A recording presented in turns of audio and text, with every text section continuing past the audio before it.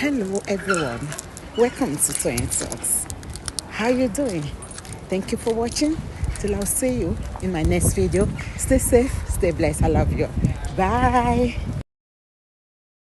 Wọ́n wẹ̀ ní àwọn olè renew Báyọ̀bí lọ ti sọ only some people are good in intelligent in making their statement in English but the brain they are not korofo ni wọ́n ìyá ẹ̀ mo ti ń dọ́tẹ́ gbé kí níbẹ̀ oníṣẹ́ ló dàbí àwọn ajá dúdú àṣebọ́ṣe rí nìyẹn máa máa bú yín fine tí ìbá fine kan mi ní bú yín ni ṣùgbọ́n mo mọ̀ pé èmi náà Ọlọ́run dá mi pé máa máa bú yín máa máa fi bú yín ẹ̀yin èèyàn burúkú àwọn náà tó dàbí yamayama lọ ṣiṣẹ́ ibi yìí wọ́n wá wo ẹyọ kan sọ lánàá mo gbọ́ nǹkan kan ẹ má bínú mo bí sí báyẹn wípé ṣé wọn ní jáwọ́ àwọn fẹ́ àwọn pa àwọn èèyàn àwọn ọmọ ọdún ti ṣiṣẹ́ bí ẹ lórí ó yàtọ̀ kò tó olórí kò tó kíní kan ló sọ̀rọ̀ yẹn a ti bẹ àwọn ọmọ ọdún sí ẹ ilé ayé ẹ wọ́n ló wọ́n fẹ́ pa àwọn èèyàn ìpè tí o fẹ́ máa gbà ṣọ́ọ̀nì jáwọ́ jọ̀rọ̀ ó ní pé wọ́n sọ̀rọ̀ yẹn lánàá ní orí mọ̀mí kọ́fì wọ́n dákẹ́ ẹ̀bùkọ́ Ọlọ́run take control wàá wá wo ibi tí Ọlọ́run máa gbà sí ẹ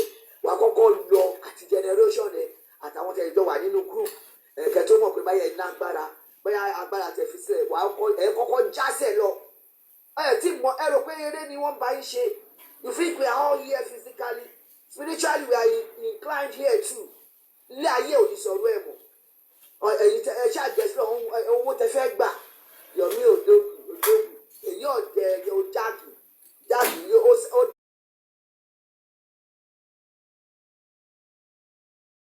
lọ títí ó dé náà ó kàn blow grammar ni kò sọpọlọ àwọn ìdíọ́dá wọn náà wọ́n máa ṣe kínní you are stupid ìwé yìí tẹ wà pẹ̀lú wa Paparino ló gbọ́n jù ọ̀dẹ̀ kí lẹ contribute gan kí ni bàbá ní òfin yín you people should leave him alone ẹ fọ ọmọ ilé fún òun ló ní nǹkan ẹ̀ ẹ̀yẹ gbọ́ ọmọ tí a bá pẹ́ fẹ́ dá sẹ́yìn gbé ọmọ ológo wá nínú àwọn ọmọ yín tọ́lọ̀ bá fún yín Ọlọ́run dẹ̀ lẹ́ẹ̀fà fún yín torí wà burúkú tẹ̀ wí ẹni ẹ̀kọ́ ẹni ègbé ọmọ onílé má kọ̀rẹ́ẹ̀tì ọmọ onílé lórí ẹ̀jọ̀ tán ń sọ Yomi should not come out and tell them the world the public what he wants to do with the money only ó dẹ̀ sọ̀rọ̀ rẹ̀ ó kẹ́ lára you are so desperate ebi ló máa pa yín kú ìgbọ́tàpẹ́ ẹ ṣe dáadáa ni láwọn aláàbò kó náà kalẹ̀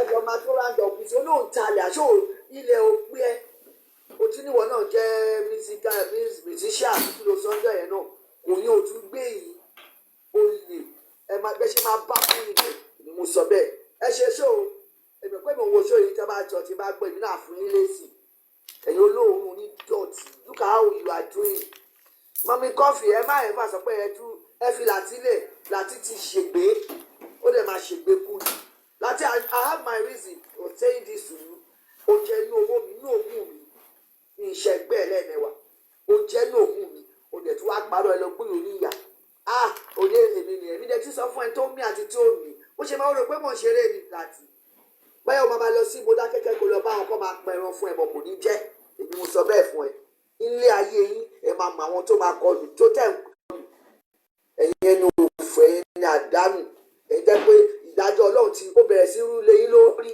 Thank you ma ẹ ṣé ma. Thank you jàre. Best caller ẹ káàsán sá o Daddy Shark Grace ẹ káàsán Daddy Shark you have the floor sir.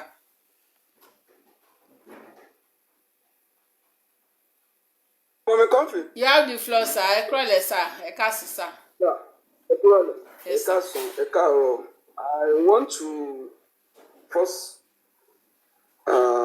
thank you all for your support and I pray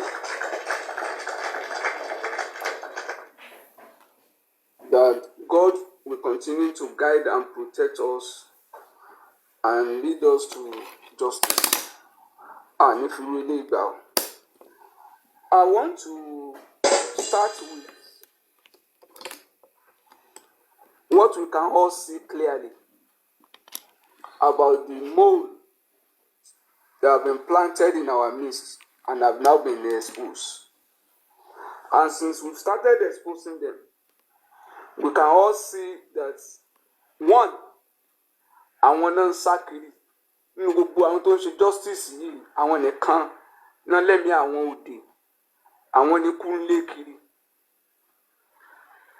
wọn they cannot rest no peace for them bọ́n ṣe ń sá wọlé náà wọ underground bọ́n ṣe ń sá lọ abroad náà ń sá wọlé bọ́n ṣe ń gbé kórede lọ́tún náà ń gbé lọ́sì and when you leave pé bọ́n sá kiri alone àwọn náà tó ń lé owó kiri owó ń sá lọ àwọn in fact ìdààmú tó bá wọn ṣe kékeré when you leave ẹ̀mí ẹ kúrò lórí owó tẹ́ bá wò clearly àlàáfíà gan sá fún wọn their health is depreciating if you look at them physically you know something is not right with them tẹ́ bá tún wá wo ìgbà tá a bẹ̀rẹ̀ pẹ̀lú wọn I will emphasize on that ọpọlọ wọn pé ńgbà tá a jọ bẹ̀rẹ̀ every day non-display foolishness téèyàn á dẹ̀ mọ̀ wípé kí ló dé sọ́n pọ̀pọ̀lọ kúrò lórí wọn day by day ni they came up now wọ́n láwọn fẹ́ gbowó àkáǹtì wo lẹ fẹ́ fi gbowó wọ́n náà kò ní ìdí ká mọ orúkọ ẹni yẹn ó pọ̀ fáwọn wọ́n lẹ́ni yẹn tó máa ṣe accountability ni accountability fẹ́ tí ò ládẹ̀ títì ẹ fún wa lórúkọ àkáǹtì ẹ lọ́lá àyà mélòó ló yà sí ọlá àyà tó yà sọ́dọ̀ Yomi ọlá àyà tó yà sọ́dọ̀ onílé ọlá àyà tó tún wá forí gúnlẹ̀ lọ́dọ̀ Láti ọlá àyà ẹsẹ̀ mélòó gangan lọ́lá àyà ní because when you see how they started that donation on Lati's net platform you will know that it's coming from Yomi they were even telling them pé àwọn tọ̀dọ̀ Yomi náà tí wọ́n ti dáwọ́ sákàǹtì yẹn o and the first person to contribute from Yomi was on that show which means it is coming from Yomi. Yomi is the one bringing it up, looking for partnership, looking for platform. So there have been negotiations and discussion behind the doors. They only came up to launch it and to show that people have been coming up. They now have to tell you pé ó dà wọ́n kan ti dáwó and èèyàn kan náà dẹ̀ jáde òun náà tún pèrò sọ́kọ̀ by saying èmi ti fi 5,000 sí o. It's a all scam. Let me now tell you one thing. Nínú gbogbo tó ń sọ yẹn pátá, can you people tell me the scope of work tó ń fún lọ́ọ̀yà yẹn? You give an impression that you are bringing up a lawyer on retainership. Torí pé ẹ fẹ́ gbowó in bulk. Fẹ́ máa sanwó yẹn díẹ̀díẹ̀ so that 5 million ló gún wa irọ́ ni o. Tó bá di bí after 2 weeks. You just hear that 5 million is for his service, but we'll be paying the lawyers transport once in a while. Wọ́n máa dáwó kù ni. Because the scope of work tán fi wá lunch tán fẹ́ fi wá gba owó ìsìn mo sọ fún pé they can't do anything without using baba or Mohbad láti scam. Òkú Mohbad ló ń feed wọn. That is why they have to take a lead from Corona. They are now saying nǹkan kan tó ṣẹlẹ̀ ń Corona yẹn nígbà téèyàn kan sọ báyìí ṣé kò yẹ kí lọ́ọ̀yà bàbá ó take care of níta dẹ̀ mọ̀ ní pé lọ́ọ̀yà bàbá kò kí ń ṣe lọ́ọ̀yà Mohbad so lọ́ọ̀yà Mohbad lè fẹ́ wá gbà ń sìn ẹ ti consult Mohbad ẹ ti lọ bá sọ̀rọ̀ òun ló fún yín ní right pé ẹ má tẹ̀lé bàbá òun ẹ get lọ́ọ̀yà fóun o lọ́ọ̀yà tẹ́yìn bá gbà fún Mohbad yẹn onílé dẹ̀ tún sọ ó ní irú ìgbàdàn tiẹ̀ ní ń wà òun yẹn tó máa ti tó ẹ pé lọ́ọ̀yà yẹn ti wà ní ṣé lọ́ọ̀yà Mohbad náà ni ó tún máa protect onílé lọ́ọ̀yà Mohbad náà ni ó máa protect Yomi lọ́ọ̀yà.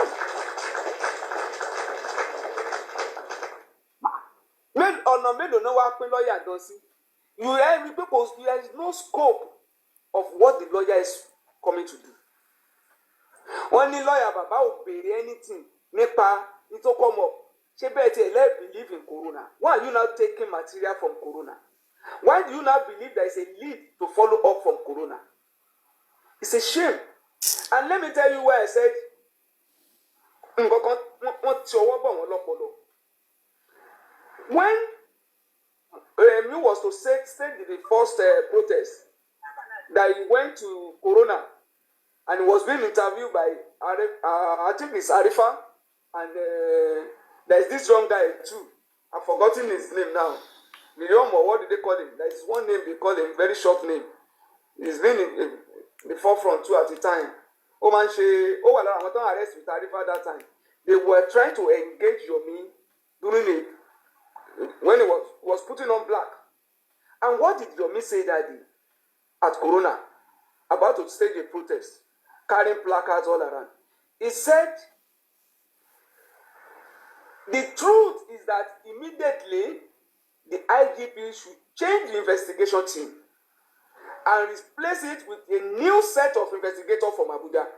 Ẹjọ́, mama pick àwọn point yẹn lẹ́yọ kọ̀ọ̀kan ni o. Ṣó yàtọ̀ sí tí bàbá sọ láti lè. Pé àwọn ọlọ́pàá ò ṣiṣẹ́. Àfi tí new team bá dé. Nígbà tọ́pọlọ sì wà lọ́pọlọ ní o tá a rò pé ó wà pẹ̀lú wa o. Àwọn brain tá a jẹ́ àwọn nígbà tán bẹ̀rẹ̀ movement yẹn o. Brain yẹn ti sọnù sí o. Secondly, that's the first point.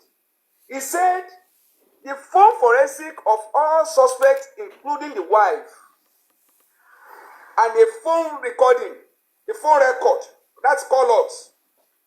He mentioned it, that everything should be investigated.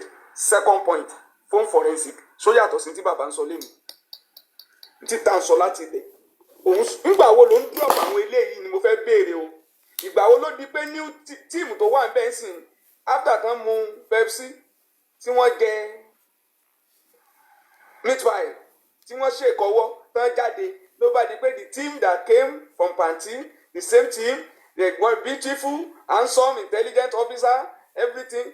This ó ti gbàgbé pòun ti sọ wípé there is nothing that can come out of that team and that IGP should change them immediately and replace them with new set of investigators. And he said from that call logs and the phone records, the truth is likely to be there. Ṣé bí gbàgbọ́ náà gbé 3 seconds and 10 seconds wá? Ntí kí ló yàtọ̀ sí ntí bàbá lọ́ba sọ? Ó láti àti 10 seconds àti 3 seconds. Gbé fún gbogbo ayé tẹ́ ẹ bá ti ṣe fún forensic tẹ́ ẹ wo fóònù tèmi tẹ́ ẹ wo everybody. Ó ní òtítọ́ máa jáde. Yomi, go and play that video. Nígbà tó wà on the ground. Whether what I'm telling you now is a lie. You said the truth is likely to be there. Then Yomi now move into DNA. He said, and then the DNA. Ẹ lọ béèrè lẹ́yìn. Ìjọ yẹn, ẹ máa gbọ́ ní tó sọ fún wa pé and the DNA.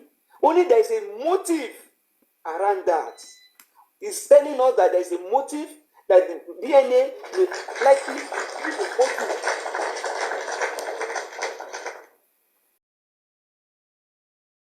Only DNA family matter ni baba ló kàn. Papa can pursue it as a family matter, but you that knew that there's a motive should be able to wake up and connect with what Baba said from day one. Tell him bá ṣe DNA. Màá mọ ikú tó pa ọmọ mi. Ó láwa la nílùú, àwa la lọ́lọ́pàá, àwa la ní corona. Go and listen to that video. Àwa la nílùú, àwa la ní ọlọ́pàá, àwa la ní corona inquest. At a time, Yomi máa sọ fún wa wípé corona nǹkan kan ò lè jáde ń bẹ̀. Ó tún change ẹ̀ later. Níjọ́ tó ń sọ eléyìí tó mọ̀ pé corona máa help wa. Kí ló change position Yomi? Torí àwọn tó ń donate owó lẹ́yìn àwọn tó kù tí wọ́n fẹ́ donate owó síbẹ̀ ẹ jẹ́ ká ṣí wọn lọ́pọlọ. Yomi told us that day that justice is not one-way traffic. He said both police, in fact, he was accusing the police for stopping the investigation just because corona was going on. And he said there is no one-way traffic to it. Both police and corona are looking for justice, and all of them should continue doing whatever they are doing. He said the police could not stop. Èyí tó bá kọ́kọ́ yára ni ló dé tí Yomi wá sọ́pọ́ọ̀tì pé ọlọ́pàá láwọn ti parí tiwọn ó lè ti kábọ̀ wọn lójú ó dẹ̀ jókòó pẹ̀lú wọ́n tún fún ẹ́ kóòkì ó mú ó dẹ̀ mú kóòkì lórí òkú olókùú àjòkú kí ló fi yàtọ̀ sáwọn tó ń pè ìbátà tó ń jájágbé ìwọ náà mú kóòkì ọjọ́ òkú Mohbad. And you told us that grant. Listen to Yomi said, to me personally, I do not have trust in the police currently, investigating the case. That the police that are said that is the reason why we are going to be asking IGP to change the investigators, because he has that feeling. He has the feeling that they have compromised. Yomi mà níjọ́ tó lẹ́yìn tó kúrò lọ́dọ̀ police commissioner tó kúrò ní zone 2 níjọ́ tó tún lọ jókòó pẹ̀lú wọn ní pàǹtì bẹ́ẹ̀ ló rọ́ọ̀gá Bello lóní ọ̀gá ẹ ti gàgé wa ní ọ̀gá mi ìyá Mohbad ló jókòó ní ẹlẹ́yẹ àwa náà fún tí àtàwà jókòó ní òde ń bí iṣó máa bọ́ǹdì wọn ní. Same investigator tó ní òòmà ní trust in ló mà gbé chair fún ẹ ló mà tún fẹ́ máa tún tàn wá ṣé àwọn èèyàn and Yomi told us pé bí tìtọ́ fi lé òun jọ yẹn ó ní nǹkan tí wọ́n ń bò fún yín láti jọ́ ó ní ló wà lọ́wọ́ òun kí ni nǹkan yẹn ó ní mẹ́yìn ó ní fáàtì yẹn òun gbé dání ó ní wọn ọ̀dẹ̀ mọ́ ní ó lọ́gbà kan méjì ní he told us that day bóyá ti gbàgbé tó ní that central server ó ní wọn ọmọ ó ní ọ̀tọ̀ níbi tó ń wá sí ọ̀tọ̀ níbi tó ń dẹ̀kun ó ní that is the reason tó fi lé òun kiri ẹjọ́ lẹ́yìn ṣé Yomi lè repeat this same thing tá à ń sọ̀rọ̀ yìí. Yomi that said you should call on the DSS and the national security that as a matter of urgency that the national security advisor should and IGP should speak to the police to ensure that CCTV matter or investigation is done logically. Where is that today? Why are they not calling on the police today? Why did they now shift everything to Baba Mohbad? A man that was not in the house. And you see them easily to drop everything they are doing, their own plan, their own evil plan, and put it on Baba. Ẹ̀mí ló la lọ́ba ti dáàdé tó ní ẹ̀dáwó. Ẹ̀yin lẹ ń gbowó. Ẹ̀yin lẹ mi yóò dé. Ẹ̀mí ló la lọ́ba ti wá fi ẹ̀mí tó wá raise emotion tó ti parọ́ wípé wọ́n ń lé mi o, wọ́n kọjá lẹ́gbẹ̀ẹ́ window mi o, wọ́n rìn kọjá o, mo gbé ọmọ dání ni o, mo sọ̀kalẹ̀ ni o, ìwọ náà ni, èmi àti. Nígbà tó rí pé yẹn ò fẹ́ jẹ mọ́, tó rí báwọn èèyàn fojú sí Yomi lára, lónílé bá tó ní wọ́n fẹ́ arrest o. Kán lé o, wọ́n ti fẹ́ gbé ọ̀rọ̀ lọ́yà yẹn wọ́n ti fẹ́ rí wọ́n ṣàn wá material for donation, and that is why they need to drop that fear appeal so that every other person that think is abusing Baba can think pé Baba fẹ́ máa arrest àwọn, all of them can go and join them and contribute. It's all scam.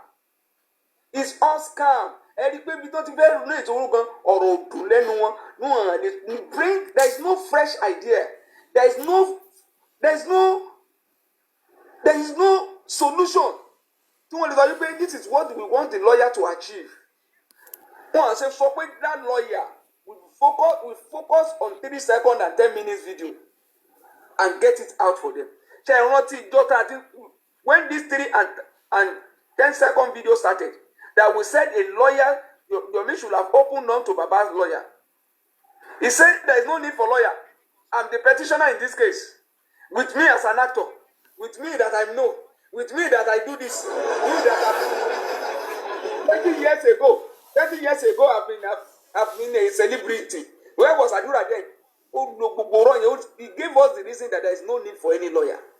Pé lọ́yà àwọn Mohbad àwọn àdúrà gan tó wá ó lóun I brought the first lawyer. I told him oga wait, do you know the implication of what you are doing? If I told you this, do you know that 7 count charges is already on ground? Only yẹn sá lọ ni he now brought another one. Irú rọ́ọ̀bù.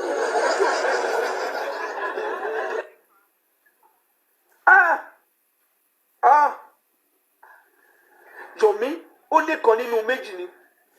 Only the plan is that they want to take Yomi out of the picture. Nígbà tó mọ̀ wà lábroad money. And you said if not for that woman that got a ticket for me. Bójú ọ̀tọ̀ ní kátà àbá ti máa sọ sí. Yomi o, àwọn lóde bú sẹ́kún ń gbé Yomi má sunkún mọ́, Yomi má sunkún. Irú ẹ̀ náà tó bẹ̀rẹ̀. Ẹ̀gbọ́n má ṣe kóra wọn jọ. Tẹ́ bá ti rí wọn tó ń wà together there is nothing they are going to offer. Is to extort the public, and for them to do that, they must lie against somebody. They must put a lie. They must blackmail somebody. They must create an emotion, a commotion, a distraction that people will now have to think, we must do something. But àwọn èèyàn ti ń já, ojú ti là, and it is becoming too late for them. Tó bá yá,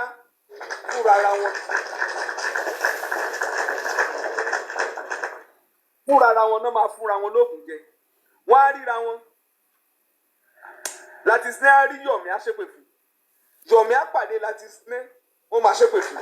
Wọ́n máa ṣépè fún àwọn ọmọ.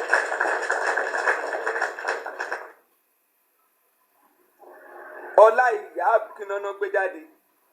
Ibi tẹ́ ẹ bá yà sí, a máa wù yín. Bẹ́ẹ̀ ṣe yà sọ́dọ̀ Yọ̀mí, tẹ́ ẹ yà sọ́dọ̀ onílé, tẹ́ ẹ yà sọ́dọ̀ láti sinẹ́, gbogbo ibi tẹ́ ẹ ń yà sàtàkáàtì tẹ́ ẹ ń gbé jáde, ó ti wọlé sìn, accountability máa wọ ni, 5 million ni, ó máa tó pé owó èpè ni. Because you don't mean well. Ẹ fẹ́ wá fi distract wa ni. If you really mean well, you said you have what it takes to put pressure on the police. You are a friend of the officers. You said you have access to IGP.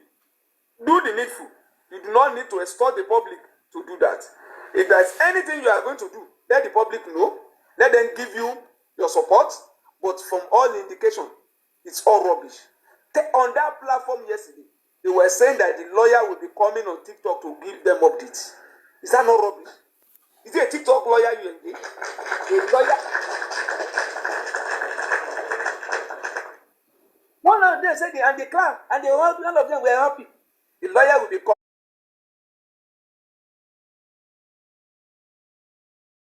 The streets,